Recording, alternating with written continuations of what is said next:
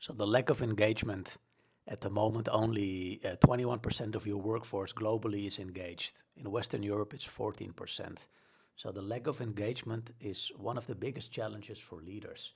And you simply see it in the level of speed, the level of excitement, the level of purpose. You feel it when you sit at the table with people who have a lower level of engagement or a higher level of engagement.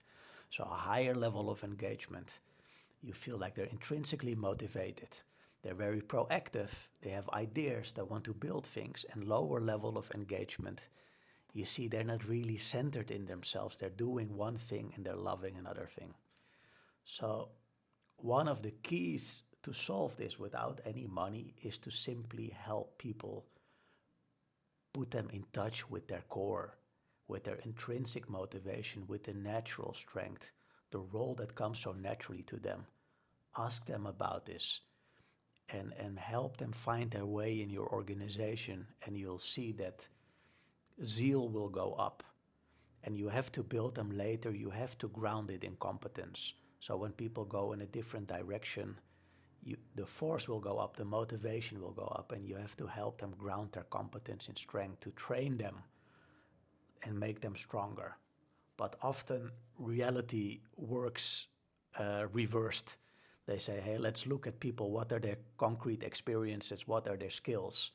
And you're not getting the intrinsic motivation and the strength of people because you're looking at their skills. And in their heart, they might want to do something else. And they want to be strong. They must be strong in something else. An example is J.K. Rowling. J.K. Rowling was a secretary, but she made billions as a writer of Harry Potter. So sometimes our intrinsic motivation and our strength lies somewhere else than what we're doing. And then you'll see the level of engagement go up. Now, must also be realistic and critical.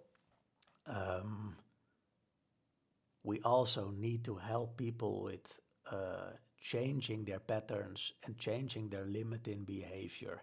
But this is really for a next step. If you help them on their path towards intrinsic motivation, they have the motivation to break to their patterns because they understand the why. Why is it so important? And like what I just mentioned, if you do it reverse, you follow their skills, you don't get their intrinsic motivation, then they probably won't work on the deeper layers of themselves. And then you keep in the circle of a demotivated or low engaged workforce.